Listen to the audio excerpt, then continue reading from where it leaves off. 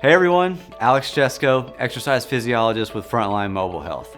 Now that you've completed your CPET and received your results, I wanted to quickly give you some key points to better understand them. First, your cardiovascular risk is categorized as low, increased, or high. This assessment relies heavily on the presence of inducible dysfunction or mechanical compensation. Figure 1 represents normal cardiac function. Heart rate and stroke volume are straight lines with no deviations. Figure 2 illustrates a mild case of cardiac dysfunction that is increased risk. You can see the red heart rate line upregulate and accelerate at the end of the test. This is to compensate for the decrease in stroke volume, represented as the blue line. This represents a supply-demand mismatch in the coronary vessels and will be exacerbated during fire suppression as body temperature rises. Figure 3 represents a more pronounced case of mechanical dysfunction earlier in exercise. Notice how the deviations happen much earlier and are farther from the trend line. If your test looks like this, don't fear, these can be improved over time, either with medication or targeted exercise therapy. We will further discuss the exercise prescription on page 2 later. Your VO2 is one of the main parameters from CPET. It's an indicator of aerobic fitness, cardiovascular health, and cardiac output. In simple terms, the higher the number, the better. Your predicted VO2 is comparing you to other normal individuals of the same age and height. We would like to see these values above 100%. At the bottom of page 1, you will also see a target VO2, which is a 10% increase from your baseline, and this is your goal for your next CPET. Next, one of the best measurements of athletic performance is power output during exercise. This is measured in watts. Whereas VO2 measures the potential of an athlete, power measures the actual energy being created by the athletic motion. Moving on to the anaerobic threshold, this is another parameter worth discussing. Sometimes called ventilatory or lactate threshold, the anaerobic threshold is the highest exercise intensity that you can sustain for a prolonged period without lactate substantially building up. In simple terms, this is the maximum amount of work you can sustain for a long duration.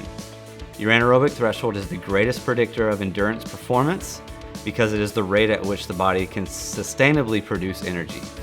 AT thresholds are represented as a percentage of VO2 with normal values around 40 to 60% and in some well-trained individuals up to 80%.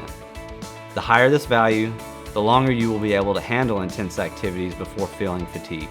A good aerobic base is required to increase your anaerobic threshold, and specific cardiovascular training is required, and will be further discussed in greater detail from the results on page 2 as well.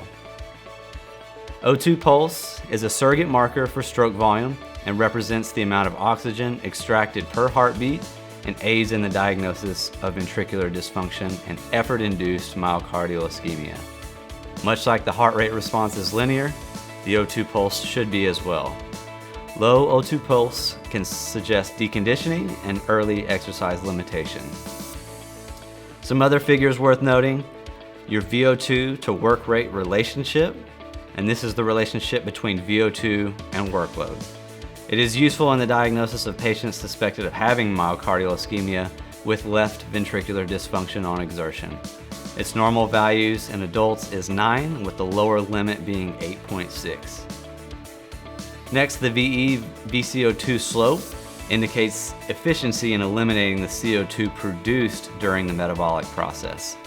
The slope of the curve defines ventilation increase necessary to eliminate carbon dioxide production.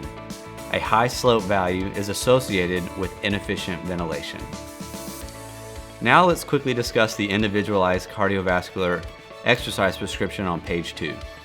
Before we dive in, this style of exercise prescription, using VO2 reserve rather than heart rate reserve, is considered the gold standard and most accurate form of exercise prescription currently available. You will notice different intensities and the correlating heart rate ranges whether you are bearing your own body weight or not. We'll discuss these in terms of 2 categories: individuals with a good aerobic base who exercise regularly, and individuals who are currently not doing much exercise and do not tolerate higher intensities well. For those who are not currently exercising and do not tolerate higher intensities well, continuous aerobic exercise training in Zone 2 moderate intensity is a great place to start. The ACSM recommends 150 to 250 minutes per week of moderate intensity exercise. If you have an increased risk test, this training zone is where you want to spend the bulk of your time exercising. For individuals who are regular exercisers and have a good aerobic fitness level, higher intensity interval training is a great way to improve your peak VO2 while making improvements to your anaerobic threshold as well. Try supplementing 1 or 2 of your cardio sessions per week for HIIT training. The protocol for HIIT training is broken down into greater detail at the bottom of page 2. An exercise prescription can sometimes be rather nuanced. These are general guidelines to give you a better understanding of the overall use of page 2.